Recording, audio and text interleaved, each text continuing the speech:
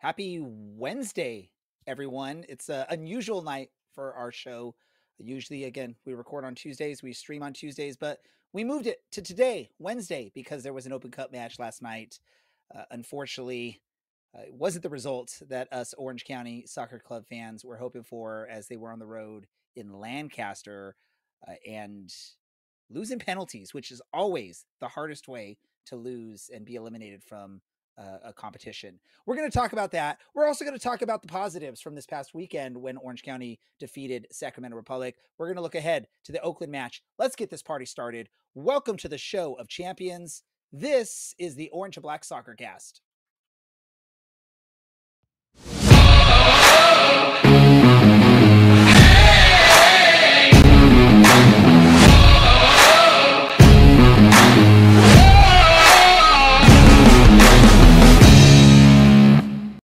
How's it going, Orange County? Welcome to another episode of the Orange and Black Soccer Cast, the first and only show dedicated to Orange County Soccer Club, its fans, and supporters. I'm your host, Ray Samora. I'm here to take you through this journey as we discuss all things Orange County Soccer Club. I've only got one partner helping me out in this episode, and that is the bearded one himself, Larry. Larry, how are you doing? Did you all miss me last week? How are things going? I heard you struggled without me last week. Let me just say that. I'm sorry. You were gone last week? Well, apparently y'all had to pull me out of my vacation to try and help fix things briefly. So I know nothing about that. I just picked up the slack. I went on, the OCSC_soccercast Instagram page. I went live. I kept people entertained for a solid 25 minutes of just me babbling, having no idea what the hell I'm talking about. It was beautiful. You should have been there. No, I give you and the rest of the team props for that, because that's quick thinking on your feet to keep the thing going, trying to fix things. I think eventually we got things fixed. Yes. Producer Andy was working so hard, sweating, stressing in the background, trying to figure out what was going on. Unfortunately, our guest on that episode, we didn't want to make them hang around too much. We were going to bring in someone from a Sacramento podcast, Jared, right? I believe is the name. Yes. From State of the Republic, and he tried to hang out as long as he could, but we felt bad. We let him, take off for the night. So we'll get him back on in the near future. We apologize, Jared, for all that trouble. We apologize to all of y'all that were ready to listen to us last week, but we're ready here this week. You got the two fun guys this episode, myself and Larry. We're going to have a fun time. But before we do so, I'm just going to do this, Larry. I want to get through the painful stuff first, and then we'll get into the positives, look ahead to the next match. Is that okay with you? Absolutely. Let's do it. Let's do it. If you are living under a rock and you don't know what the painful stuff is for this episode, it was last night's Open Cup match for Orange County Soccer Club as they traveled up to Lancaster with a decent following of supporters making their way up there. I believe when you look at the stream, it looked like there was a good 15 or so supporters that were up there in the stands for Orange County. Might have been a little more. Producer Andy, I'm just looking what I saw on the stream, but probably a little more. Our producer Andy was there. He'll be able to verify or give us a better number of that. Andy. Hello. Hey. Producer Andy's here. Yeah. What were the numbers? I'd say there was probably 25 of us total. There was maybe 15 supporters and then 15 other folks. Let's say that. Which, I mean, that's an awesome turnout for a Tuesday night match in Lancaster, which, if you're not familiar with the geographic area of Southern California, it's basically polar opposite of where Orange County is in relation to sort of LA when you think about that, right? So it's a good, what was the travel time for you guys? Like 2.5 hours to get up there, 3 hours to get up there, Andy? Yeah, the way up there in the afternoon, it was about 3 hours and change. It was a long drive. And unfortunately, it's not the funnest of return drives when you are on the losing end of things. I believe producer Andy mentioned he got back home around 1 o'clock in the morning. So first of all, props to you, producer Andy, for making it here this evening. I'm sure you're exhausted after limited sleep last night.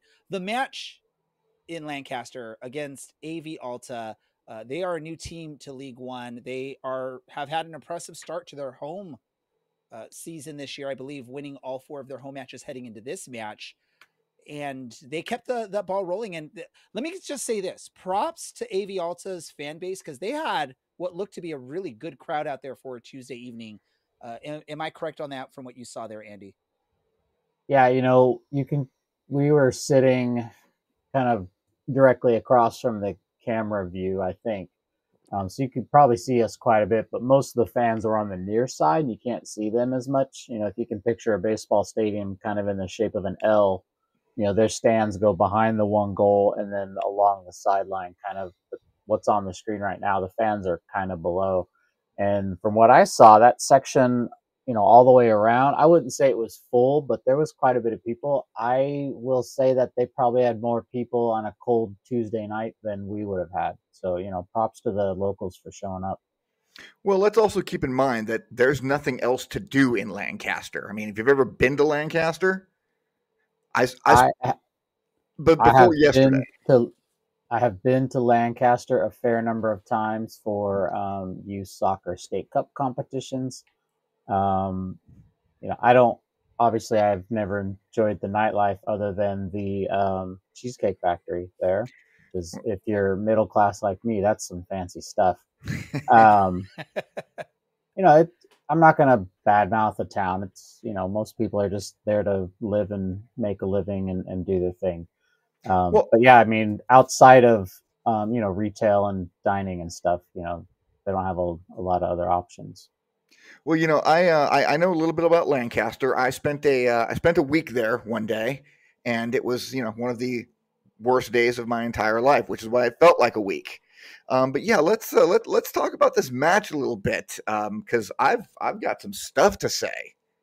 Okay, let's talk about this match. First, I want to talk about the amazing goal from Silla, from what looked like an impossible angle. I have no idea how that got past the goalkeeper, other than just pure power, and it had to be placed perfectly. Were you impressed, Larry? And I'll get to you also on this, Andy. How impressed were you with that goal? That was just a thing of absolute beauty. I mean, there is no angle there for him to take a shot. There's no reason for him to take a shot there, but he did. And he had the confidence that he was going to hit the back of the net, and he hit the top of the net, he hit the side of the net, and then he hit the back of the net. He had all 3 in one shot. It was absolutely magical, and this is the kind of thing I've been waiting to see from him, to see that guy that won the Mac Herman Trophy, and that was him last night. And Usman Silla is him for this team. He is going to be a huge difference maker. He's opened his account with Orange County Soccer Club, and I think we're going to see a whole bunch more this year. Oh yeah, I'm excited. I think most of the fans were excited from what the few opportunities we got to see him in the preseason. I think heading into the season, we expect a lot out of him, and this is possibly opening up the scorebooks for him. I believe 7 goals last season in MLS Next Pro, or something like that. I don't have the stats in front of me, but I know he can score goals, and it looked like it there. Andy, you all from the support section had a pretty good angle of that goal. How quickly did you realize that it went to the back of the net? Did you guys know instantaneously, or was it one of those, like, you didn't really think it could happen, so you weren't quite ready for it? What was the thought from the fans there? Yeah, I mean, we all knew, like Larry said, you could see it kind of, what do they call it in pool? A 3-rail. It was like a 3-rail shot. Hit a lot of sides of the netting. So we knew it was in right away, but we all turned to each other and basically said, how did that go in?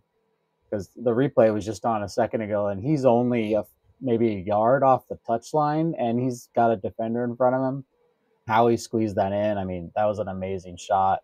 I will partially take fault for us not winning this game, because as soon as I saw that goal go in, I'm like, dude, we got this. We're going to keep scoring goals. And then, Oops. Things fell apart. So I should have just thought nothing to myself about that. So for once, we can't blame it on me, because I wasn't even here last week to say anything that would mess things up. Before we get into the bad stuff, I also want to give props to Mohamedou War on his goal. He got higher than I thought he actually could get. I didn't know he could leap that high. And let's just say a great setup from Osman Silla on the free kick. Mohamedou War gets up sky high to head it in. It was a thing of beauty. My son was watching, first time he's seen Muhammadu War on a stream like that, and was like, wait, did Ronaldo Damas make a return to Orange County? Because it sort of looked like a Ronaldo Damas type play. Beautiful goal. Now, Osman Silla was a little spotty or shaky with some of his free kicks, but that was a perfect one in that instance. Larry, your thoughts on that goal and that assist? And again, this is why I am excited about Usman Silla. To see him, I mean, come on. I mean, everybody gets a bad free kick. You know, sometimes they do something brilliant and beautiful. Sometimes they kick something and all of us sitting at home or in the stands go, what the hell just happened right there? And he had one or two of those last night. But on that one, he found Muhammadu's head absolutely beautifully.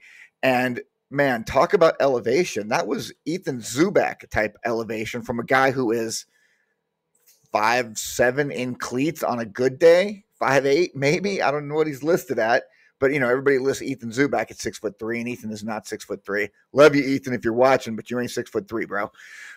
Yeah, that was really impressive. And if you think about it, the two goals that Mo has scored this year, both of them have tied games for us late. And you got to love having a guy like that coming off your bench. Now, granted, he started this game. Excuse me. He started this game, and I thought he played really well. He was disruptive. You know, there were opportunities, and, you know, when he got his big opportunity, he put the ball in the back of the net, and it was magnificent. Loved it. Andy, I'll give you your reaction. How did the fans react to that equalizer? Did you all feel more confident after that? Did you think we had that in the bag, or were you all still nervous when the score went 2-2? I think in the bag is pretty generous. I would say I don't want to speak for everybody. I was very nervous because I know, you know, the longer one of these Open Cup games goes, they tend to favor not us. They tend to favor our opponents the longer they go. I've sat through too many Open Cup games in extra time and pens where we do not advance. You know, and it's crazy to think about that, but you know, it's a different roster every couple of years. It's a different coach every couple of years, and for some reason, we just, you know, the longer those games go, the less successful we tend to be. I think that Andy was about to say it usually benefits the home team, and then he remembered the OCFC game from a few years ago that went to penalties as well, and so he couldn't say it benefits the home team. I was going to say, right, you know, you can go the cliche, it benefits the home team, it benefits the underdog. That's the other cliche you might get from the longer a game like this goes. The underdog gets that momentum, that get the confidence, and it usually benefits them. But yeah, like you said, Orange County, this just sort of seems to be the thing. And the great Mike Watts, who was on the call for the Open Cup match, I believe he said it, is the last time Orange County went to PKs in the Open Cup was against Orange County FC in 2019. And we all remember how that ended up for Orange County. I want to get into sort of Orange County's struggles overall in the Open Cup. We'll get to that. But there's three like sort of key disappointments or frustrations from the match that I have. I'm sure Larry has other ones from me. But I'm going to give Larry the first opportunity to start this. Let's talk about what we were frustrated with this in the match, or what didn't go well for Orange County. Let's see if if your first one is one of the ones I was thinking about. Everybody out there who watches this show, who knows me at Orange County Soccer Club, who knows me at the Champ, everybody knows that I am a sports official. I'm an umpire. I've been doing baseball for many, many, many, many years, and I will never, ever, ever blame a referee for my team that I support losing, ever, to include last night. I will not blame the referee for us losing that game last night. What I will say is, Mr. Referee, what the hell were you doing? Our players are getting killed out there by AV Thug, because that's not Alta. I don't know what the hell that was. This Sunday League, just brutal. Absolutely. I don't even mind physical play. Physical play is okay in a soccer game. That was not physical play. That was a mugging. 28 fouls and only 4 yellow cards? Are you kidding me? Okay, great. Hey, ref, good job calling the fouls. Fantastic. But you know what? There's got to be something to stop them from continuing to commit these fouls. Give some yellow cards out. There's probably 3 people on that team who should have had reds last night. And it was utterly ridiculous. And the fact that the referee allowed them to play like that, like it was a Sunday league, is absolutely freaking ridiculous. It's not why we lost.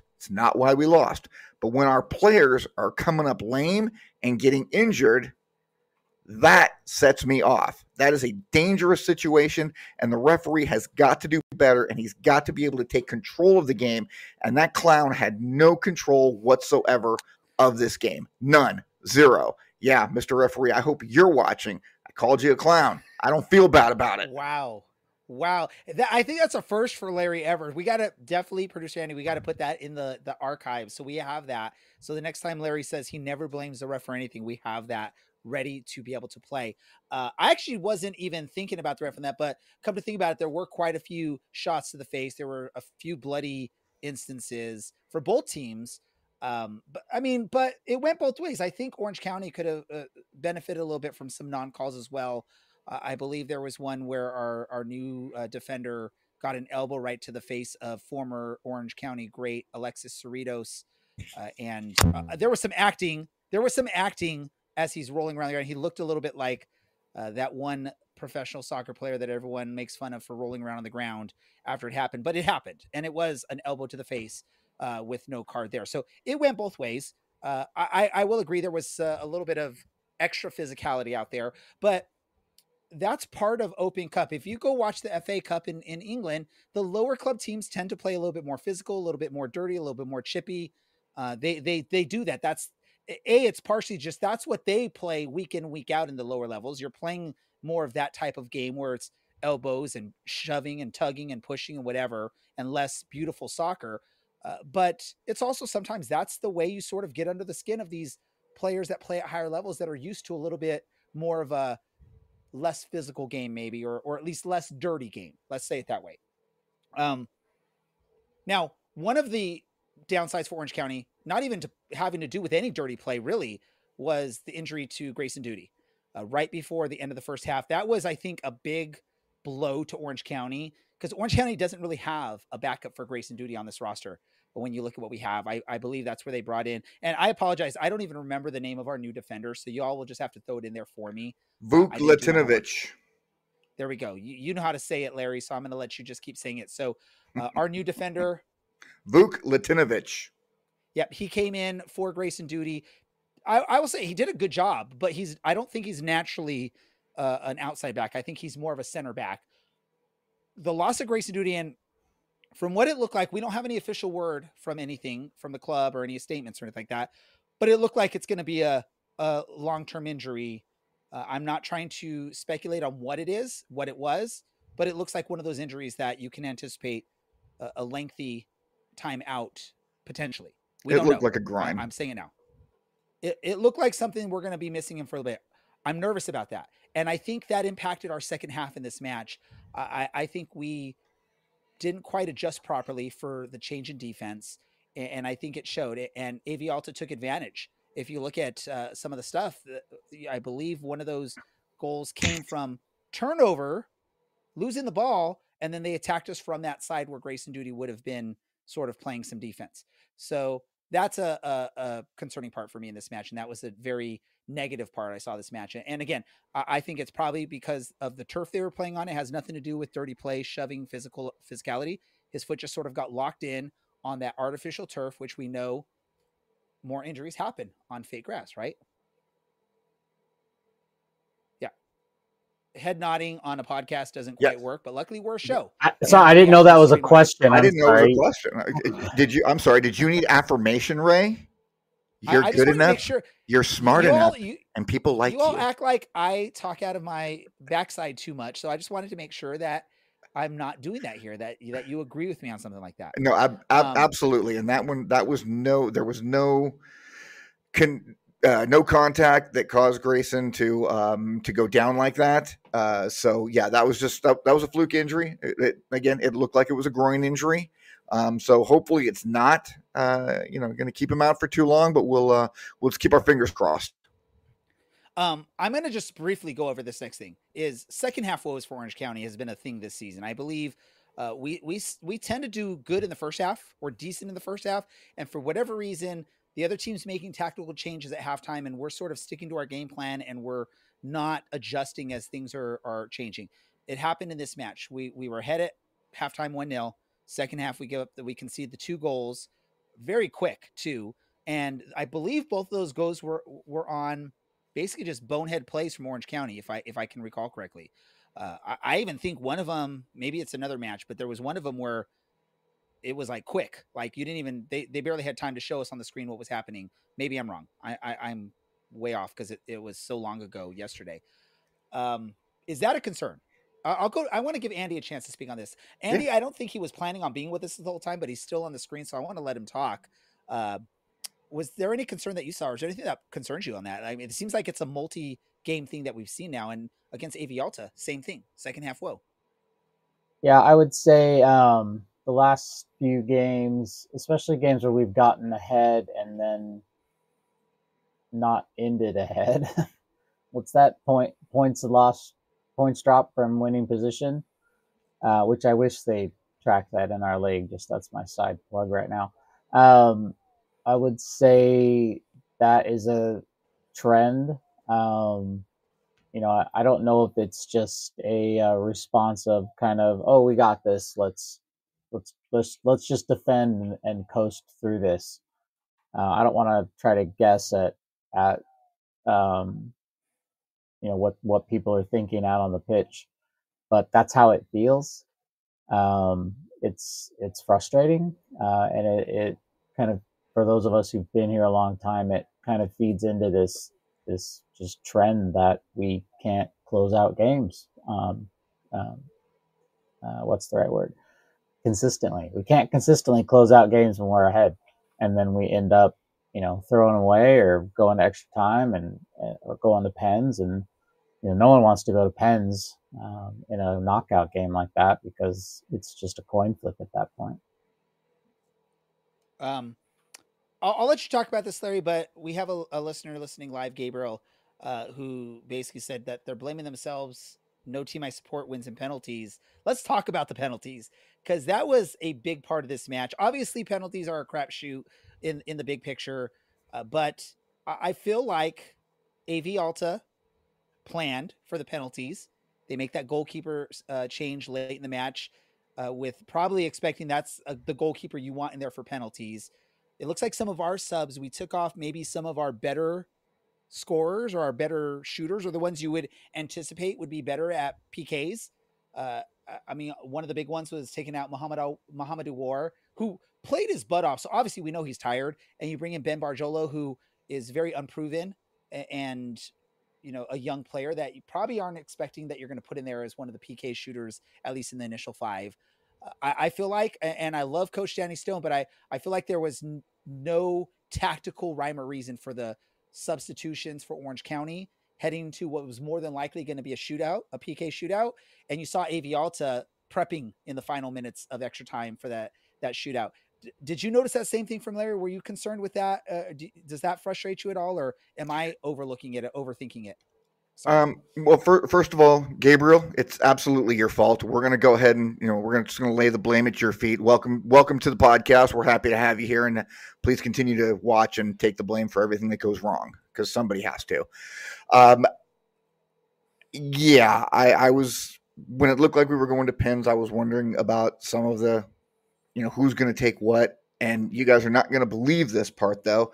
I only got to see the first 2. Because something went wrong with my feed and I was behind, and then I tried to catch up, and the next thing I knew, it was over and we had lost. And I just kind of went, all right, well, as anticlimactic. So I can't comment too much on it except to blame Gabriel. Thanks, buddy. So you saw the 2 good kicks from Orange County. I'm sure producer Andy saw all of the kicks, including the Kyle Scott one, which was on target, just a good save from the goalkeeper, but there wasn't a lot of pace behind that kick. So obviously it was easier to stop for the goalkeeper. And then whatever, again, we love Nico, but whatever that kick was, that was my son. He got to stay up late to watch the PKs, and he was even like in disbelief. Like, what was that, Andy? What was the reaction in the stands during the PKs? The good ones and those bad ones. I mean, the first one I think Cameron Dunbar took, and he just buried it, and we were really excited. And he acknowledged us in the stands. He was trying to get people pumped up. The second one was that Kyle Scott. No, second one was Liam. Okay, Liam yeah, McKinnon. he puts that one in. I get I guess the tactical decision of trying to be kind of cheeky on pens, but personally, if the game's on the line, you just freaking bury it. Right? You don't fool around, and that's what those first two did. They bury them. So even if the goalkeeper gets to that side of the net in time, the ball's moving so fast they can't do anything about it. And then Kyle goes to kick his, and it's on frame, and it's a really good save. Again, if it had a little more pace, it would have just ripped by, and the goalkeeper couldn't have got to it. I will say let me talk about the next one. So the next one then is Panenka. Is that the right word where you kind of try to chip it? Is that what that's called? That's Is correct. that what he was trying to do? Is that what he was trying to do? Because no, that's what Cameron did. Cameron basically did a Panenka on the first one. Yeah. I don't know if Nico was trying to do that or not.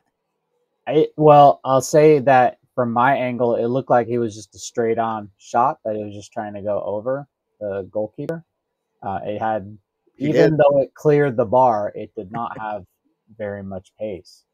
I'll say that a lot of the folks around me in the stands at that point, including some, there were supporters and fans and team staff around me, and there was a lot of questioning looks of why did he try that when the game's on the line? Just bury it.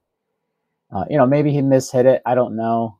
It was just frustrating and disappointing. We were all really cold. It was really cold out there that night, and the wind was howling in our faces. We were tired. 3 hours on a bus. We were just all beat and just wanted to be done and over with at that point. We knew, once that all went over the bar, we were done.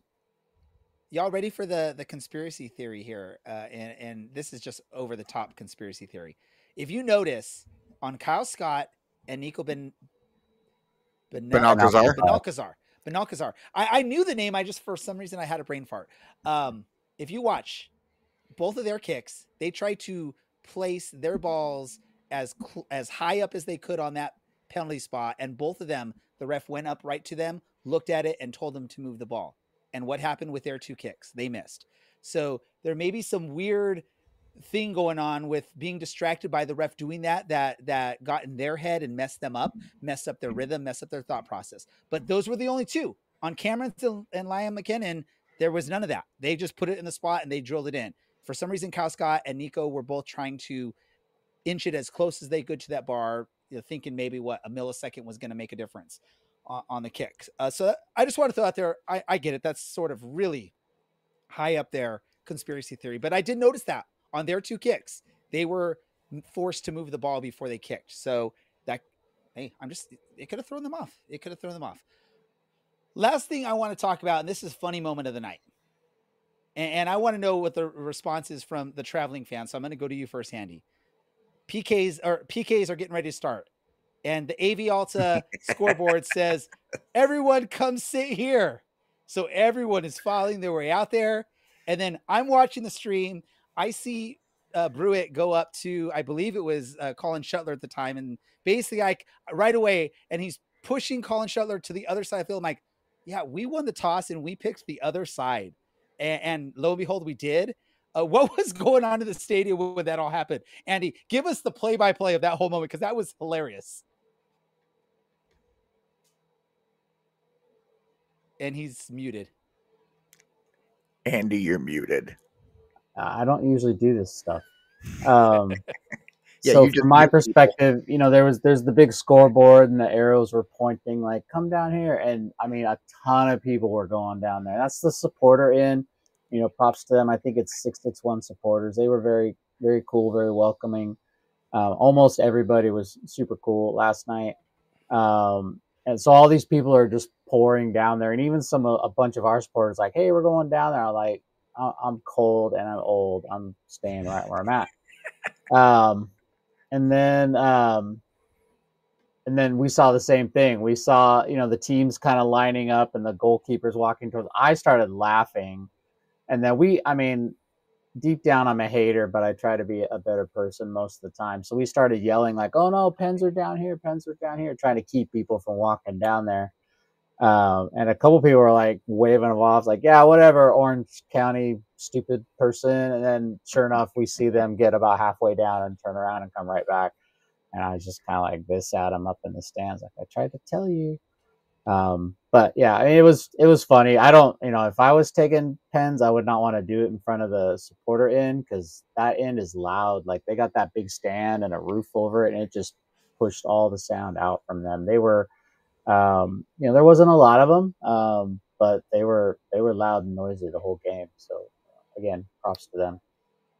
Hey, we remember the home games for Orange County where it was only a few supporters out there making noise, and we grew to what we have now, where you get a nice section of supporters at every home match. So again, props, like you said, to the supporters there, the 661, and the fans. Like I said at the beginning, the fans showed up for the match, which is beautiful to see. And this is where you look at the way the USL is setting up things for the future of U.S. soccer with competitions between leagues, promotion relegation hopefully happening sometime soon, first division. It's going to set up beautiful things like this, where you have these types of sort of semi derbies. I know we're not close enough to really be a true derby with Lancaster with AV Alta, but it's something where you can drive to the match, which is very rare. You get that in U.S. sports like this, where you can drive to an opponent's home stadium and actually have an atmosphere there with your travelers. So great to see there. Any last thoughts, Larry, on this match before we move on to the positive that happened? And I know we're running long on this, but this one was just a cluster mess I wanted to talk about. Go for it, Larry. No, let us move on to the next subject. Thank you. Let us move on to the next subject, which was the previous match. Orange County victorious over Sacramento Republic at home in a pretty good match. I'm going to go to you, Larry, because you said you have some stuff you wanted to talk about this one. So I'm going to open up the mic for you. Yeah, there was some play between Usman and Bryce that I thought was just lovely. These two were hooking up with each other all night long. That sounds weird. Y'all know what I mean. They were reading each other so well, and Scylla was feeding him the ball, and Bryce was feeding it back to him, and it was really, really nice to watch. And that right there, I mean, I realize and I understand that we only have Bryce for the rest of this year, and then we're not going to have him anymore, and he will be missed sorely, but bigger and better things for him. So I'm happy for him there. But I'm really, really going to enjoy watching this combination of Scylla and Jameson for the remainder of this season. Now, over on the other side of the pitch, I am so excited for Liam McKinnon, because he showed, 3 games ago now, he got out on the pitch and he did some stuff that was very impressive and really fun to watch. And then he did a little bit more the next game. And then here on Saturday night, he fed Dogman that ball down just right into the edge of the box, and then Dogman fed it into Zubac for the first goal of the game. And it's just, these guys are fun to watch. I mean, there is some excitement in there. They are talented. And man, hell, we're only, what are we, 5 games into the season? Is that what we've played? 5? We still got 29 more to watch Scylla and watch McKinnon and watch these guys playing off of the other players on the team out there. And man, I am just so hopeful because of these two in particular. Still waiting for Traeger to come back from that injury, because we know he can play too. Just Liam McKinnon in general. I think he's exciting to watch. I think he's very smart with the ball. He's big, he's strong, he's fast. I mean, he's going to do some things for us the rest of this year. I have no doubt whatsoever in my mind. I'm going to say this right now because I know we've gone back and forth early on. I was even saying Liam, but I think the proper way to say his name is Liam. Correct me if I'm wrong, but I know John Morrissey said Liam. I believe on broadcast that he's played, it's been Liam. So I believe that is the correct way to say it. Maybe we'll get some confirmation on that. But yeah, did I say Liam? Did I say Liam? I think you said Liam at one point there. So my bad. It's a honest mistake. I just want to make sure people understand. We realize that there's probably the correct way to say that there. Let's talk about because I think Ethan Zubak got hurt in this match, and it looks like he probably will be. It's one of those ones we talked about, Grayson Duty. Like, we don't know an official word yet, but it looks like it's probably one that's going to keep him out for a bit of time, which means you're going to have to see players like Liam McKinnon, Muhammadu War, which I'm glad to see him getting opportunities, and hopefully Tristan Traeger makes it back sooner rather than later to fill in for that. That would probably be the big negative from that. And I love when the players like to celebrate right in front of our flag there, or our banner in front of Caroline Coalition too, because that's some free promotion for our show. Thank you, gentlemen, for doing that. I believe there was some potential worries too. I think Colin Shuttler was getting beat up this match. Obviously the Ethan Zubak situation there. Was there any concerns from any of that from you? I know we know that Ethan's out. Were you worried that Colin was potentially going to be out as well too from some of the stuff that we saw happen in this match? Nah, not at all. I mean, goalies, you breathe on them wrong and they fall down for 7 or 8 minutes, and it's not that big a deal. I don't really think that Colin was. There's a certain gamesmanship that happens in involving goalkeepers, and I get it and I understand that. So I don't really think there was any danger of losing Shuttler to an injury at any point during this game with Sacramento. Gamesmanship, maybe. Did he get bumped into and he hit the ground a little hard? Yeah, sure. I firmly believe that he was absolutely fine that entire time.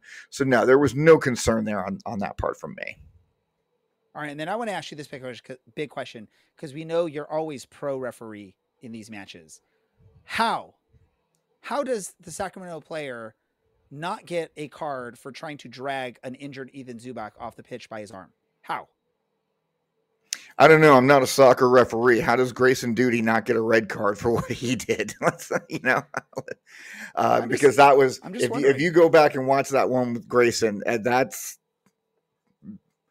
from everything I know about refereeing soccer, which isn't all that much, that kind of looked like it should have maybe been a red. So we got away with one there.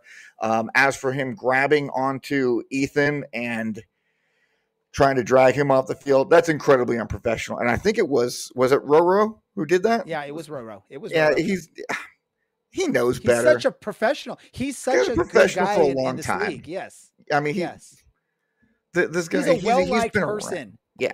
And it's a heat of the moment thing. I get it. It's not cool. Our guy was hurt. And here's the thing. If it was one of their players and we were losing 2-1 and our guy did it, we'll be like, yeah, get his ass off the field. I get it. So, not cool, not necessary. How he doesn't get a yellow card, I don't know. That's outside of my expertise level.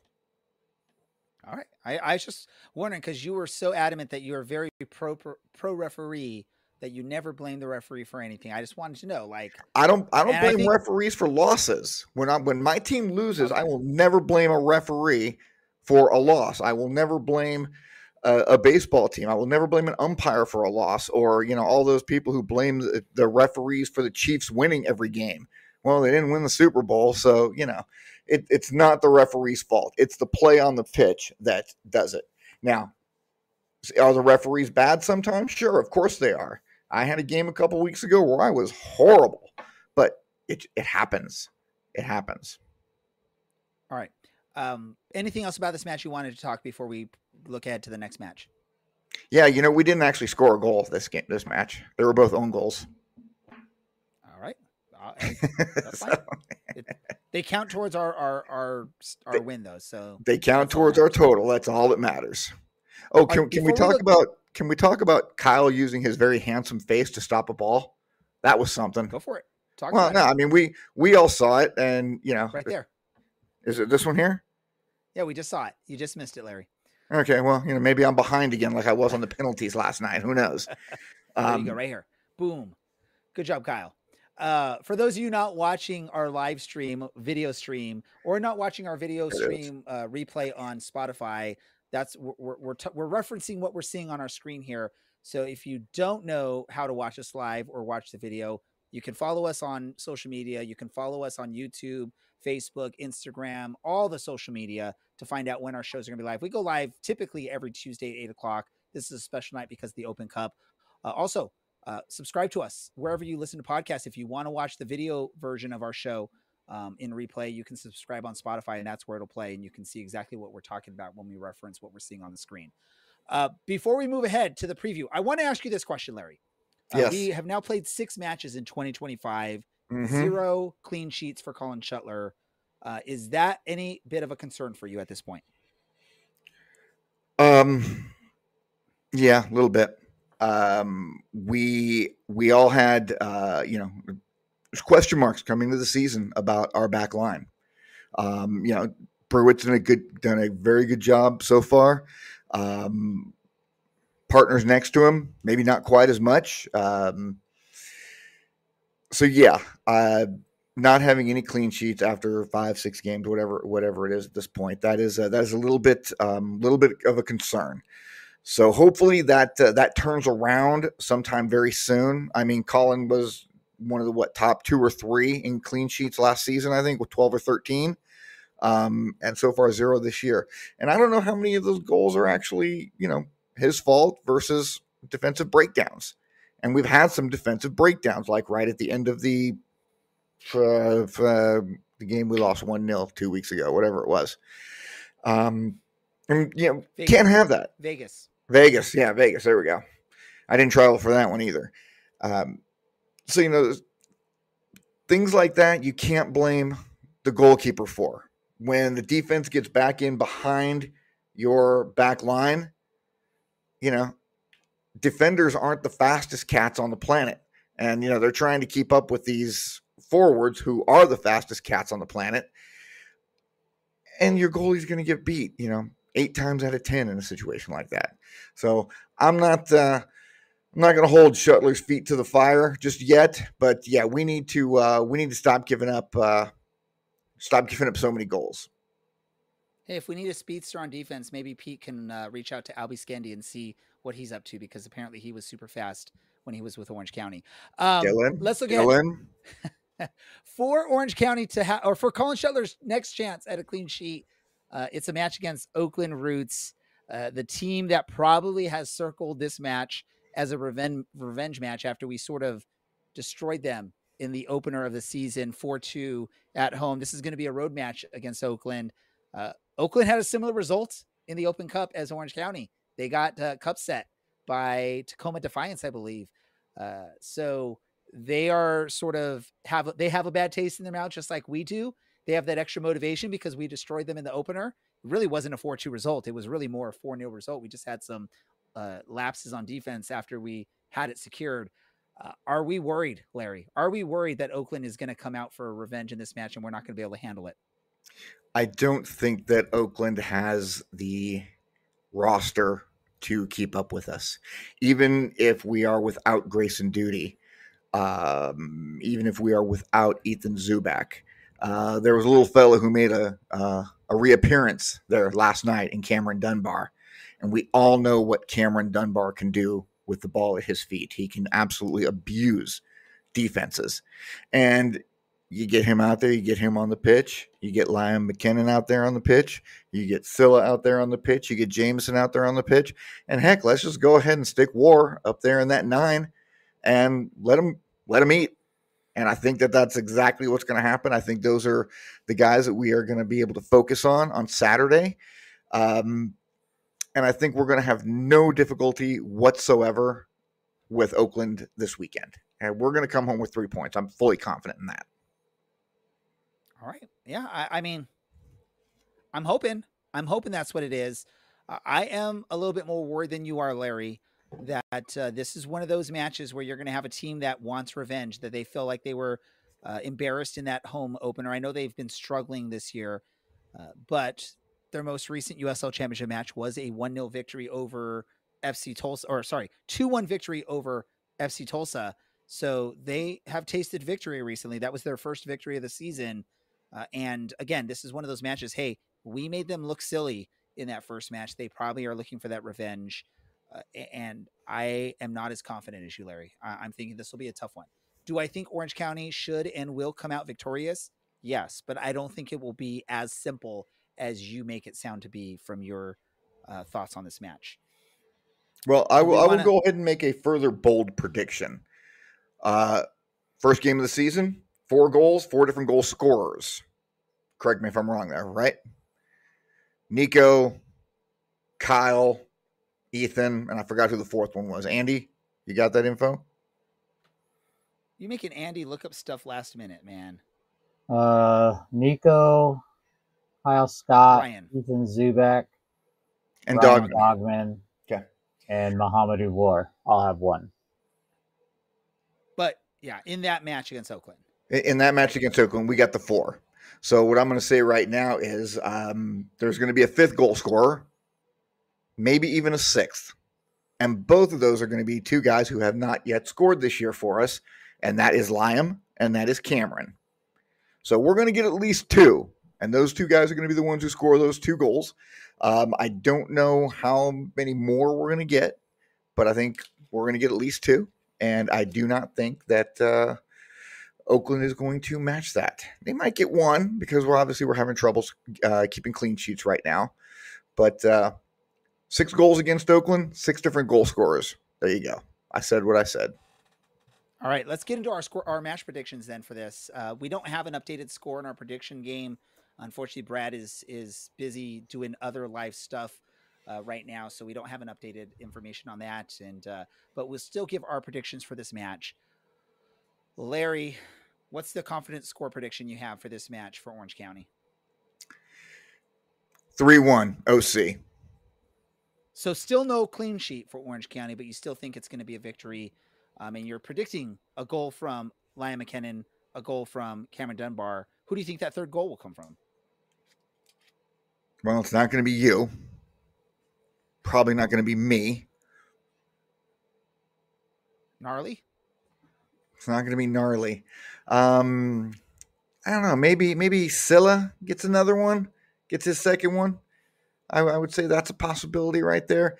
Don't ever count out Ryan Dogman to do Dogman stuff.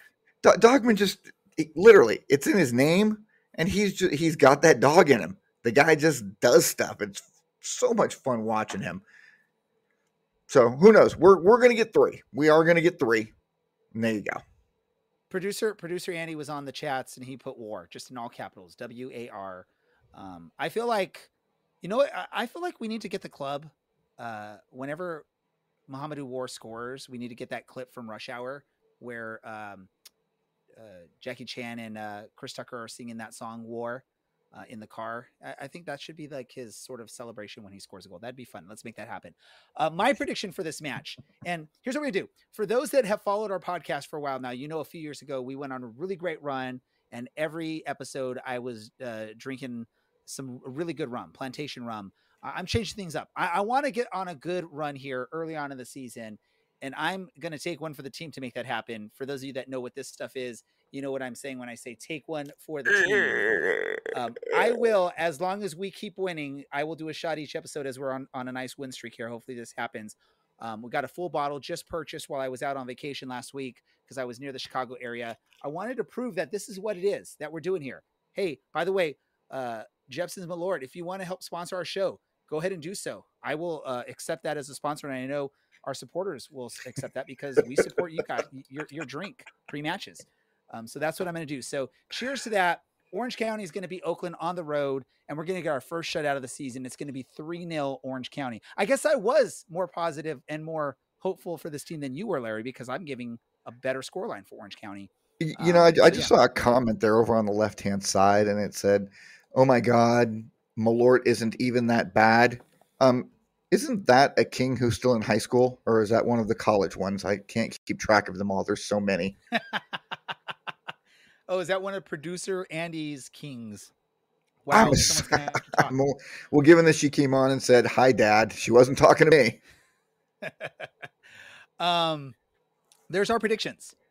there's our show. We got to wrap things up, but anything else you want to say before we get to our wrap up here, Larry?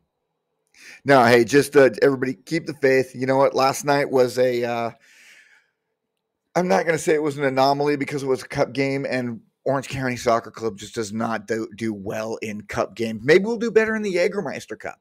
You know, if we win the Jägermeister Cup, I will do shots on air of Jägermeister because I actually don't mind Jägermeister. It's not that horrible. Keep the faith. Watch the game on Saturday. Maybe find a bar that's going to be showing the game.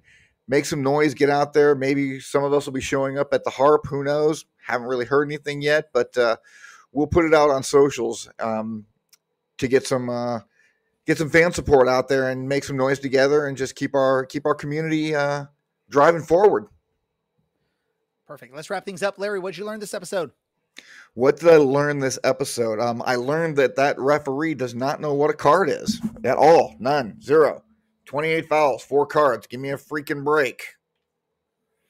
What did I learn this episode? I learned that my co-host Larry is scared of this stuff, but I ain't scared. Andy's 24-year-old king daughter is not. So sorry, producer Andy. We're throwing producer Andy's family out on the show. He's like, damn you guys. We're going to wrap things up with that because I'm going to get in trouble now. I want to thank, of course, Larry, as always. I want to thank all of our people that were watching live, participating in the chats. Thank you for doing so. For those of you that listen later on in podcast form, thank you for doing so. Visit our website, ocscpodcast.com, for all of our written content. For producer Andy, for Larry, I'm Ray. This is the Orange and Black Soccer Cast. We are out.